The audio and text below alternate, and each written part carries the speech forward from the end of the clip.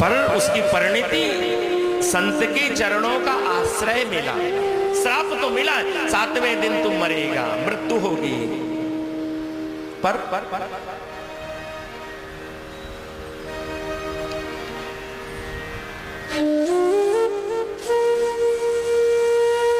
अगर श्राप न मिलता राजा को तो संत के चरणों का आश्रय भी तो नहीं मिलता।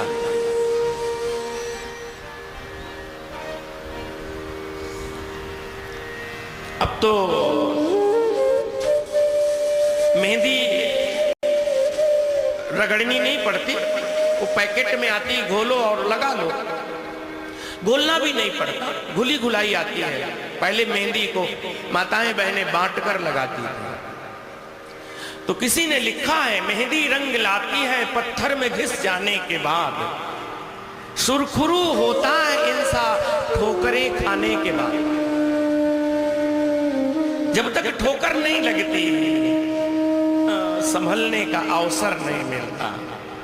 राजा को श्राप नहीं मिलता तो सदगुरु के चरणों का आश्रय भी तो नहीं मिलता। इसलिए बैठ गए हैं किसके चरणों में? सुखदेव जी महाराज, जो महर्षि वेदव्यास पाराशर नंदन 12 वर्षीय, घुंघराले बाल, लंबे लंबे भुजाएं, चौड़ी छाती, उन्नत ललाट, कंबो ग्रीवा, होठों पर मधुर मुस्कान।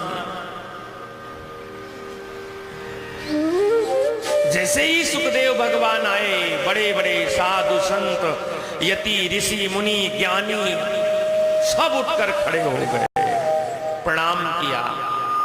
जय हो, जय हो, सुखदेव महाराज की जय हो। क्योंकि सुखदेव महाराज परम ज्ञानी है, गर्भ में ही भगवान नाम की सिद्धि हो गई है। और गर्भ से पहले भी जब वो तोता के अंडे के रूप में अमरनाथ की गुफा में बैठे रहे, तब महादेव के मुख से निसृत अमर कथा का पान किया है।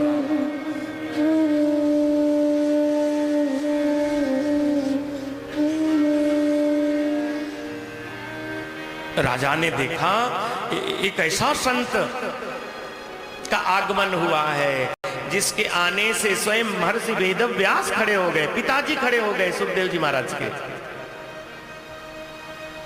बड़े बड़े ऋषियों ने खड़े होकर स्वागत किया। राजा समझ गया था कि उम्र में तो कम है पर ज्ञान में प्रबुद्ध है। राजा ने भी माथा रख दिया, चरण पखार लिए, चंदन लगाया, माला पिन्हाई, आसन पर बिठाया और फिर हाथ जोड़ करके प्रार्थना की, हे परम गुरु। क्योंकि इस धरती पर सत्य का मार्ग दिखाने वाले यदि कोई हैं वो हमारे सदगुरु होते हैं। गुरुविन भवनित तरह न कोई। बहुत लोग पूछते हैं महाराज गुरु क्यों बनाए, क्यों बनाए, जरूरी है क्या? बहुत जरूरी है। गुरु मार्गदर्शक है, गुरु मंत्र है, गुरु मार्ग है, गुरु औषधि है। एक बात और, गुरुर विचार, गुरु विचार है।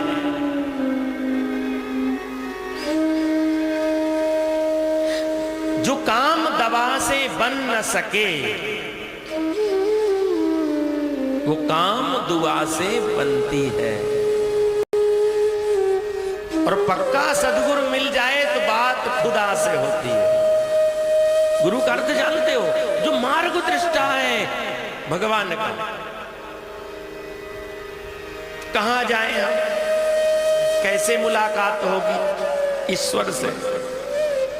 तो भटक जाओगे मार्ग, यदि मार्ग बताने वाला कोई नहीं है, मार्ग दृष्टा कोई नहीं है। इसलिए सुखदेव जी महाराज के चरणों में इस धरती के चक्रवर्ती सम्राट ने महाराजा परीक्षित 3 बार धरती को जीता, 3 बार। समग्र वसुधा उनके बस में है।